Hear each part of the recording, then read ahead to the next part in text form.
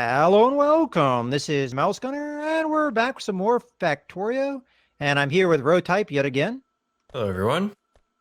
And I think, at least as far as my game plan goes for this episode, I'm going to do some semi-automation of our science production. So now that we have them available, if I open up my inventory and go over here, I should have assembly machines. I think I was calling them factories before. That's what I called them, at least in my head. But I'm going to be using a couple of these to try and get our science automated on a smaller scale so we don't have to worry about it and produce it in our pocket and what have you.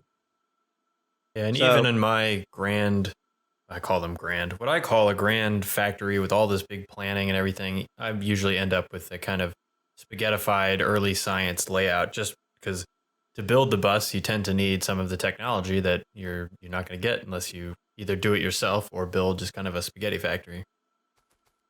and as I was discussing in the end of the last video, what I need to do that is I need to produce science, which requires copper plates and iron gears. So the first factory I'm going to need to build is one that produces iron gears. So I'm going to do that now and just go ahead and build actually two of these assembly machines because that's what we're going to need in the end.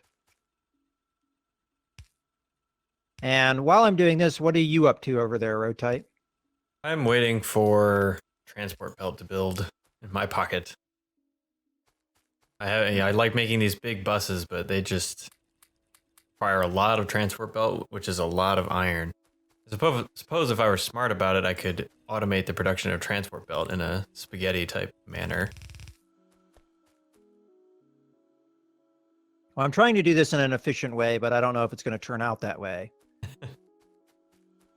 This is also, I suppose, a good chance to talk about, even if we're not going to hit them, another aspect of these ratios I was talking about. So we talked about it for power. You can talk about it again for science pack here, where you can see that one science pack takes 5 seconds to build and requires one iron gear wheel. If we go to gear wheel, you can see you get one gear wheel every half second. So obviously one gear wheel factory will supply many, many science pack factories. And you can do the math on, how much it is based on time and all these different things, but that's what's gonna lead into a lot of the layouts that we're going to be using in the future. For now, it'll probably just be whatever fits. I guess I'm sitting here worrying about my spacing, and I guess I can always move some aspects of this as well. So for now, I'm going to put this... Yeah, that's a trap I fall into sometimes, especially with all of my plans that I try to have, is trying to plan everything. I mean, it's good to have a plan, but sometimes you just need to get things built before you can even make the plan. As I said, you need a kind of a mini science factory before you can even build the bus. Well, we'll figure it out with belt probably or something. So I'll just fit the other one here. All right, so first one I'm going to need to set up. And what I'm doing is I'm choosing what the recipe is. So same kind of thing that we see here interface as what we have in our inventory. So I want the iron gears. So I just go ahead and click that. And then it's going to start producing them. As it gets the iron plates, it's going to produce. So that aspect is taken care of. So the next thing we're going to need is the science. And I'm going to need to get copper plate over there. So I'm just going to use a little bit of belt. It's not a lot, but just a little bit, to get it where we need it. So I'm going to probably need one more inserter than I had planned, but that's okay. And I'm sure there's a more efficient way of doing this, but I don't worry too much about efficiency. And you'll find that out as you watch the series. I do need some resources here, so I'm going to go ahead and steal them. I've decided to piggyback off of your design and build myself a belt factory. Hey, that works. And now I need some inserters, so we'll just go ahead and produce some of those. So we've got that going, and then we need... There. Okay, so everything's nice and powered up. Now we just need to select the recipe, so science, and there we go. Now this won't produce all that fast, but it will produce, and that's all we care about right now. And now I'm going to need to plop down the science. So first I'm going to grab another inserter here. I might as well build a few of these while I'm at it. I'm going to need to power it though, so I might have to bring a line, but that's okay. I suppose you know, but we've never actually mentioned this. When you're building something, for example, in this crafting menu, you left click, you get 1. You can see here I just queued up 1. You right click, you get 5. And if you shift click, you get all. So you can see here right now I have the option to build 50. That's just how much resources I have. If I shift click, I get all of them. Kind of a nice little thing to know for UI and building things. Mm-hmm. And there we go. So we have everything set up, and RowType also, as he mentioned, started building belt off of the same line that we have going here. So as this goes, the inserter he has here will pull gear. Occurred to me it wasn't actually working. I was wondering why. Yeah, I was looking at that myself. I hadn't given it all of its materials. There we go. Now, if you're wondering why this isn't moving so much, it's because this takes so long to produce. So if we, yeah, sorry. It takes so long for, so if we sit here for a little while, if I've done this correctly, once we get down enough, it should pump over some science to fill it out. I also filled it in with some science in my pocket, so I think that's what we're waiting for. So while we're waiting on that, why don't we go do something else? So what are you up to over here? I'm just increasing the iron supply because the first thing I think that's going to happen as soon as we get this logistics research, I'm going to split off some of this raw iron and start building a pretty large furnace area. I want to make sure while I'm here and while I'm waiting for logistics to finish, I might as well build some electric miners and increase the production of this raw iron ore. Yeah, see, that's something we haven't talked about. The next priority that you need to go after, at least as far as I understand, is the big furnace production, so you can produce a lot of copper plates and iron plates as you need them. So And that is what RowType is setting up right now. Yeah, and it's interesting how, I mean, I suppose this happens in any game. The definition of beginning game is you'll set up something that looks just massive, like you'll never use all that, and then sure enough, just a few minutes later, you're out. And these resources we have will eventually dry up. Now, one thing we haven't really discussed, and that is the setup of our particular game. We are playing on peaceful mode, and what that means is that there are enemy creatures called biters that are out in this world. And as the pollution builds up, normally speaking, if you're playing the normal game, that makes them angry and they come after you and try and kill you. On peaceful game mode, that won't happen until we attack them first. They're still on the map somewhere, but they're not going to attack us until we attack them. And now we've done this specifically so that we can do this as a tutorial series and come through and explain a lot of the processes without being interrupted by the biters. But eventually, once we attack the biters, they will come after us and they'll keep coming after us. So that is one thing to keep in mind. Right, and I think, I don't know if you mentioned, but this, on the map at least, is you can see this kind of red flickering at this moment, haze almost. I mean, I'm envisioning it as a haze, but this red tint over certain areas, that is the pollution, which we talked a little bit about before. But that's what triggers these biters. If they weren't in peaceful mode, this is, once they kind of are inflicted with this pollution, that's when they come after us. And that's what that is on the map. Now, I don't actually see any biters on the map, but we also don't have radar. So we're not looking at much of the map. As a matter of fact, I might set that up because we probably should have the power production to maintain something like that. Yeah, we should be good on power for quite a while with these 10. Power is definitely another one of those things where you can set it up in the early game and think you have plenty for a while, and then next thing you know, you're out.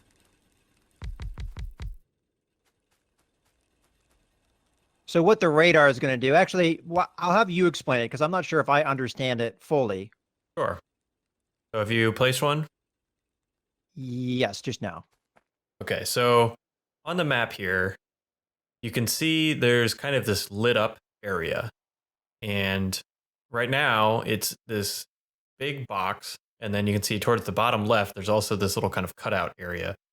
And that's basically like you can think of it kind of as like fog of war, where the radar is what's covering this large box. And then individuals have their own little smaller area, smaller box around them that kind of uncovers the fog of war as well. So that's why I'm standing a little bit farther away. So mine kind of exits the region of the radar, which is why we have this little cutout area as well. Now, the map itself will update when you clear the fog of war for that tile. So you can see right now we have, if you zoom out a little bit, you see there's one tile up towards the top left that has been uncovered. When it is uncovered again, that piece of map will be updated. Now, normally there's not much to change on the map, but biters do kind of roam around. They'll set up new bases and such, and you won't necessarily see that until you uncover the next, or you uncover the fog of war on that tile again. So it's very similar to fog of war in any other type of game, at least the way it's usually implemented. Now, you saw a second ago that we got another tile, and it was uncovered from the blackness. The fog of war was removed, and now the fog of war is back. That is the operation of the radar. So as I said, the radar uncovers the fog of war in this big square. It also will scan in a circular manner. You see it just did another one right now, around the map to a particular radius. And I don't remember what the radius is off the top of my head, but it will continue to scan around in that radius, uncovering the map itself out of the blackness, which I guess is, I don't know, super fog of war. So you can uncover what the terrain looks like, which will also uncover things like biters at that moment, resources, things like that, water, land. And then once it's all done, in a little while, we can open it up and look again. You'll see a bigger area of this blackness cleared out. It will then continue to sweep around and do this uncovering the fog of war. So that's how you'll catch things like biters moving around or other things like that would change. So that's basically how the radars work. Another interesting thing about radars is if you are either not on peaceful mode, or if you are in peaceful mode and have aggravated the biters by killing them, radars are most often one of the first things that they will come in and attack. So number one, you have to protect them, but you can also use that as a little bit of a decoy type of lure to certain areas. If you want to, say, defend a particular area and have another area that might be a little less defended, you can put a radar there to encourage the biters to move in that direction. And now we're going to take a look at our production over here. So what are you setting up here with these furnaces, or at least started to set up? This is going to be the main smelting line, and he's still working on it, but gives you kind of an idea of how this is going to work. And more or less, you have to deal with your input of goods. So you have coal and your whatever it is. So let's say it's iron, and then you're going to have your output of iron plates. And I believe he does it in the middle, correct? That's going to be the output of the furnaces is in the middle, and then the outer area is going to be the resources of, well, we'll see here in a second as he does it. And we're using the splitters. So have you explained the splitters yet? I have not. So this is one of those examples where I like to have my bus, but sometimes you need a little bit of science to get the materials to make the bus. The splitter is probably the best example of that. And as you can see, I'm sitting here waiting for it to manufacture in my pocket. But a splitter will basically just take everything comes in, and split it exactly half and half. So this is probably a bad layout to show an example, so I'll build one over here. And I'll just go ahead and drop some material on here. And then we'll go ahead and show how it works basically here. So as you can see, literally just half and half. I didn't count how many I placed, but half of the material will go on the top, half on the bottom. Another thing to note is you just stole my transport belt. Another thing to note is that if you put it on the one side of the belt or the other, that sidedness is maintained. So it won't necessarily split if it's on different sides. So let's see if I can get this exactly placed. There we go. So you can see there's one on the bottom, one on the top. It's split to left and right. First one on the right, next one on the left, but it did nothing about the sidedness. See here again, we'll do a couple examples. Did nothing about the sidedness, it just switched left to right, or top to bottom, depending on how you look at it.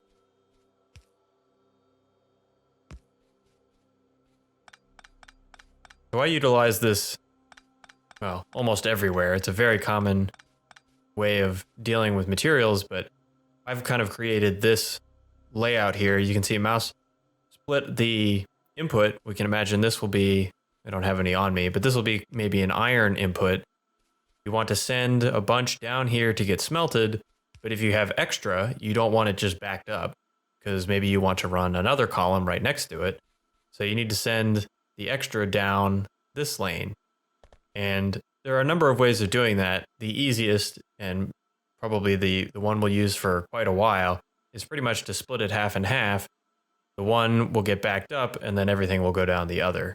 Later, probably much later, we'll get into some other ways of being a little more kind of priority about it. You can imagine you don't care about sending material down the bus if there's no use for it down the bus. You want to send everything into your column, but then when the column's full, you then want to enable sending down the bus. And there are ways of doing that, but like I said, we'll get to that a little bit later. Of course, I have no material to finish building this. And what I'm doing right now is just filling out the inserters that we're going to need to get everything going. It obviously takes quite a lot of these inserters to, as a matter of fact, I just built a ton and still need more.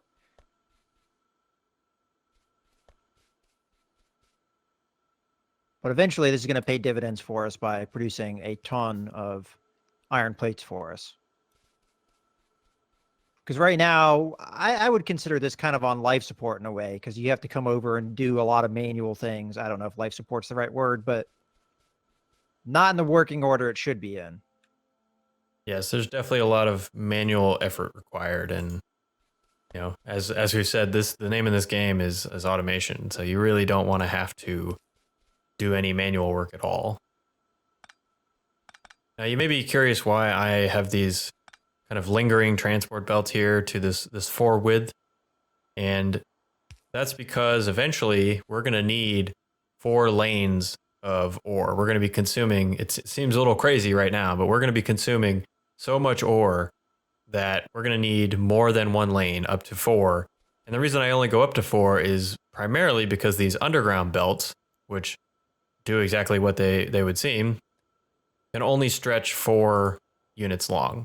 So it's helpful to space your kind of bus lanes in these 4 unit segments so you can run these underground pieces.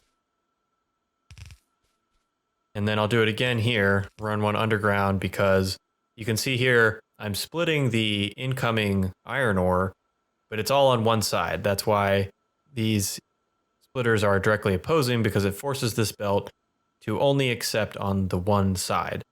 Now, these furnaces, if they had power, would accept the ore, but only run until they ran out of fuel. So that's what this extra lane is here going to be. And this little layout is somewhat common, but super useful to be able to just bring in. You can imagine if we brought in coal right here, I'm then feeding it in on the opposite side of this splitter here, and we'll end up sending coal down the other side of the belt, ready for the furnaces to fuel themselves. That might be our next priority, I think. Oh, good. You're already working on it. Yep, I'm bringing coal over. I don't know if I'm doing it in a pretty way, but there we go.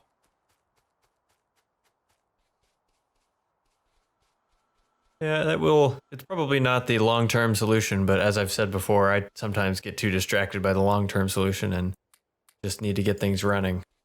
Okay, so where do you want the coal ultimately? Do you want it over on this track down here? Right, so the way I think eventually we'll set it up is we'll have these 4 up here will all be iron. These 4 will be copper. And then I'll leave another 2 space here. And then down here, you can have extra materials, whatever we need. think we only probably need one lane of coal. So we'll run So this coal one there. right here is your coal input though, right? This That's right. underground belt. That's right. And I'll just complete that there. And that will be our Oh, coal. okay. So for right now, I'm just going to use an underground belt to bring it over. But as we discussed, that's not really the long-term solution. Yeah, the long-term solution is actually trains and robots, but we're a long way away from all of that.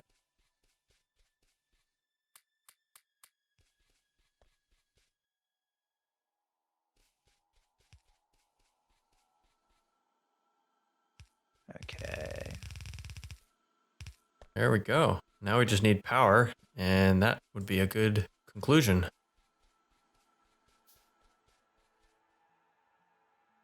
course, I don't have poles. I do. So we'll just draw it from over here. Oh, there he goes. Make poles. All right.